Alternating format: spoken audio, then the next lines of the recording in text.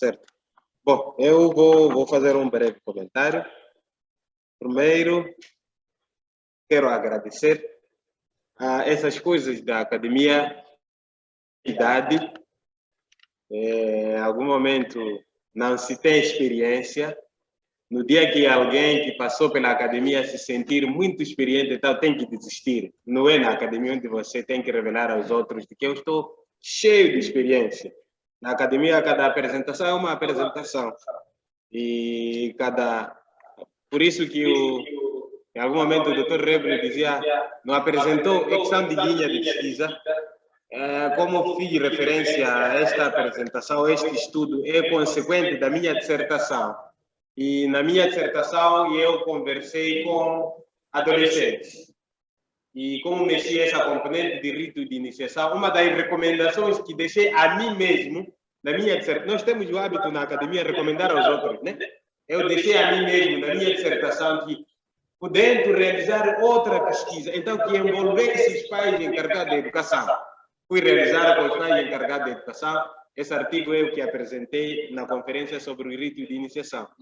Nesse artigo também me aconselhei ou me recomendei que, havendo possibilidade de realizar uma outra pesquisa, eu fosse conversar com as mestres ou as conselheiras dos ritos de iniciação feminino, e fui conversar com elas. Agora estou me aconselhar podendo ir conversar, deveria ter ido conversar com os conselheiros. Na verdade, já conversei, que ainda não escrevi. Se repararam a fotografia que eu coloquei na apresentação, aquele é conselheiro do rito de iniciação masculino. Eu já fiz entrevista com ele, só que ainda não processei. Portanto, é um exercício que faço de forma continuada, não de forma acabada, para ir dando respostas. Podem não ser acreditadas. E essas questões custam credibilidade em algum momento. Nós podemos até ser colocados em questão, isso é ciência, não é? Ou é mera dedução individual.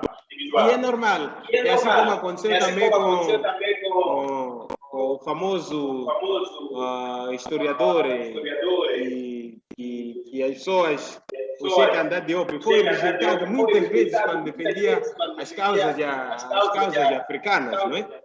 Depois, também com Joseph Kizerbo, também estou de aceitação e rejeição. É normal e nós temos que encarar isso com normalidade. Bom, o que a academia deve fazer para nós não cairmos na rotina ou de deduções, ou de sugestões? É preciso irmos pesquisar. Precisamos de pesquisar. E precisamos de pesquisar com inocência. E a vantagem de nós pesquisarmos os ritos de iniciação é que não precisamos de tradutores. Os outros pesquisadores do rito de iniciação são traduzidos e geralmente quem oferece a informação esconde aquele lado oculto do rito de iniciação, porque pressupõe vender o lado mais bom. Reparem de que a dança Yao, por exemplo, ela não se executa em parquet, assim. Ela não se executa no soalho. E mesmo quando se viaja, tem que se criar condições para acumular lá a areia, não é? Porque aquela dança só anima quando se levanta a poeira. Se não levantar poeira, então aquela dança não tem sentido. Então, os ritos de iniciação, quando são pesquisados, sobretudo pelos terceiros, que recorrem a traduções, a mensagem fundamental não passa. E a outra questão é o lado oculto da comunidade Makua, não sei se eu devo generalizar. A presença do estranho esconde algumas mensagens, então não tiram. O fato de ter chegado alguém que é estranho à minha comunidade, eu posso não partilhar essa mensagem. Então nós precisamos de pesquisar e trazer este outro lado, esses outros saberes que o rito de iniciação dispõe para partilhar com aqueles que só sabem do lado negativo do rito de iniciação. Esse é o papel da academia. Nós, como militantes, como candidatos, ou se querermos, como interessados, né, em fazer a ciência, temos que ir ao encontro de onde as coisas acontecem. Agora, por que a comunidade Makua luta em preservar o rito de iniciação? É questão de identidade. Eu costumo questionar quando as pessoas dizem nós temos os filósofos, não, os Sócrates africanos, né? Então buscam aquelas referenciais das comunidades que têm alto poder intelectual. Por que não podemos dizer temos um Namaral de Mussuril? Por que devemos dar o Régulo Namaral ao nome de Sócrates? Por que demos o nome de Platão à rainha na queima? Por que não podemos dizer a rainha na queima? Portanto, a questão da globalização é se tornar global. Portanto, nós valorizamos o local para este local tornar-se acessível aos outros. Então, estamos já a globalizar. Mas nós, para sermos reconhecidos, temos aquele é nosso Platão, né? Estamos já a dizer de que reconhecemos a possibilidade de alguém ter o domínio do conhecimento em comparação com os outros, não é? Atenção, não estamos a dizer para subjugar aos outros, mas é preciso que a gente dê os próprios nomes aos africanos. Se o rito de iniciação desaparecerem entre as comunidades macuas, ou entre a comunidade macua, na ótica dos nossos entrevistados e os mortos deixarão de ser enterrados dignamente, deixará de haver uma ligação inseparável com os ancestrais, não é? Há um vínculo que se estabelece entre os vivos e os mortos. E esse espaço de encontro entre os macuas com os mortos ou com os antepassados é na montanha. E os outros dizem que nós somos tradicionais na perspectiva pejorativa, não na perspectiva, como chamaríamos, na perspectiva positiva. Dizem ir à montanha é ser rudimentar, é ser primitivo. E a pergunta que eu costumo fazer é onde é que um dos profetas passou os 40 dias para aquele ritual de sacrifício? Onde é que passou? Na montanha, né? Mas estava a fazer o que lá na montanha? E quando nós vamos à montanha para pôr maquia, somos os rudimentares, somos os tradicionais. Então, eu pessoalmente, quando cruzarem comigo, eu molhado com as folhas, com as raízes, ou sujo com aquelas farinhas, não me questione. É questão de valorização da nossa identidade cultural, não é? É questão de respeito do eu, mas colocando-se em comparação, aliás, em respeito ao outro, não é? Não é? Bom, eu concordo com a colocação do Dr. Germito que os ritos de iniciação não são só da comunidade ou da sociedade macua. É verdade, não são só. Mas os que eu estudei são da sociedade macua. E reconhecendo que dentro dos macuas já há vários territórios, nós não temos um único território macua, por isso que os que eu estudei são os do distrito de Munapo. E mesmo dentro do distrito pode haver, no Munapo há um lado que é mais Nahará, o que está encostado ao lado do litoral, há o lado que é mais metro, lá para Itoculo, quem vai em direção a Nacaró. Também pode haver variações lá, não é? Então, dentro dos macuas há uma complexidade, e dentro do grupo Banto há uma complexidade para nós estudarmos os ritos de iniciação. Eu costumo dizer, mesmo nas outras sociedades ou nos outros grupos culturais, há ritos de passagem, há ritos de iniciação. Só que a prática não é igual àquela que se nota entre os macuas. Portanto, a questão de substituição dos falecidos é um ritual de passagem aquele. Há uma cerimônia que se organiza, só é iniciada a ser substituto do seu irmão. Agora, na globalização, só tem que haver aquela cerimônia de Kuchinga, né? Em que há purificação de quem perdeu seu marido, de quem perdeu sua mulher. É um rito aquele. Mas a forma de praticar, de transmitir essa mensagem, varia de comunidade em comunidade. Não sei, os espirituais, alguém fez uma pergunta aí, eu quero colocar diretamente. A Mariam fez uma pergunta sobre a duração dos ritos. Perguntou se é possível transmitir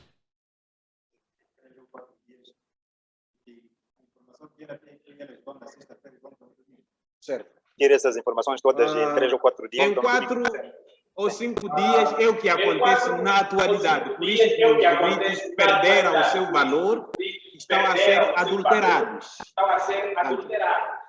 Aquelas mensagens que eram seletivas, que eram transmitidas em fase, não encontram espaço, e sobretudo por causa das práticas neoliberais, em que nós precisamos de maximizar os recursos, não é? Em termos de poupança, de contenção de custos, os pais encarregados da educação acabam fazendo isso em 3, 4 dias para não voltar a chamar as pessoas numa segunda fase, não voltar a chamar as pessoas numa terceira, e consequência disso, a mensagem é transmitida de forma ineficiente. É possível, é o que acontece agora, mas como consequência, a mensagem é transmitida de forma ineficiente e, consequentemente, qualquer fenômeno a posterior do rito de iniciação é associado ao rito de iniciação, porque supostamente aquela menina passou pelos ritos e tudo que for a praticar, mesmo que seja influência das novelas e de outros fenômenos, é acusado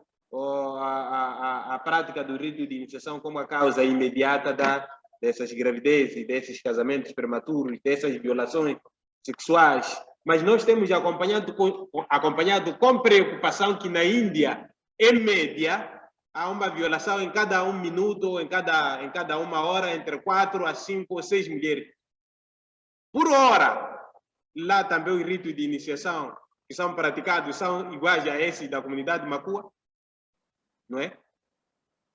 São situações que precisamos ir questionando para reajustar. Respeitamos os financiamentos, sim, nos ajudam a termos outras percepções, mas também é importante que a gente mantenha o útil, aquilo que é importante, que não se aprende na escola formal, na escola moderna, não é? Mas? Peço palavra. Um comentário sobre, assim, tendo em conta as notícias da DTV sobre o direito de iniciação, temos que considerar isso como uma guerra. Sim. Alguém colocou uma questão a pedir comentários do professor.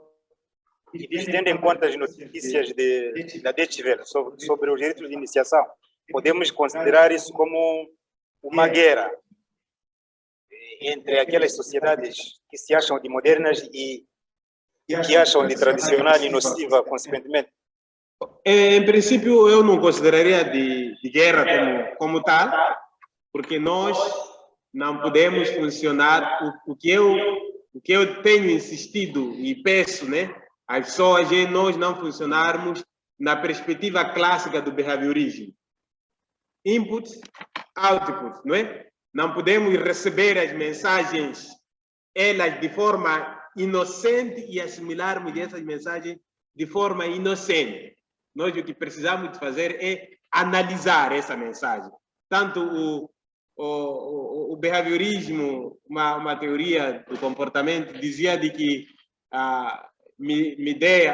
aforismo, né, do behaviorismo é me dê 14 ou 12 crianças e escolha o que eu possa lhes fazer. Eu posso transformar em ladrão, em piloto, em médico, em não sei o quê, na perspectiva de que não precisa este indivíduo se interessar em ser médico, em ser piloto. O meio em si condiciona-lhe a ser piloto. Então, nós, como os visados, como a parte que recebe essas pressões, nós não devemos assimilar essas pressões de forma leviana. É preciso questionar em algum momento, não é? Não é guerra como tal, mas é preciso gente questionar e analisar o que podemos assimilar ou o que podemos negar a assimilar. As razões são simples. O que eu fiz referência daquela imagem, não é? Encontra-se um mecanismo. É que as organizações não governamentais, se elas deixarem de atuar, em algum momento é emprego que entra em causa. É complicado nós assumirmos isso, mas onde deixar-se financiar, alguém perde emprego. Então, como manter o emprego? É sempre encontrando o objeto de trabalho. e o objeto de trabalho, vocês já imaginaram daqui a um ano decidir-se dizer SIDA já não existe? Não porque eu não reconheço a existência de SIDA, mas quanta gente vai cair no desemprego? Porque as empresas de produção de preservativo vão deixar de funcionar, não é? As empresas de produção de antirretrovirais vão deixar de funcionar e alguém pode ser assassinado. É complicado isso. Então, não é guerra como tal, mas nós outros é que precisamos de nos reinventar para saber como lidar com essas organizações. Eu, pessoalmente, assumo o risco de não ser contratado por uma ONG para ir fazer o trabalho de consultoria sobre ritos de iniciação, porque não vou com aquelas conclusões pré-estabelecidas. Eu trarei conclusões lá do campo. E muitos estudos das ONGs, você tem que trazer aquilo que eles querem que seja a conclusão para a garantia do próximo passo de financiamento, não é?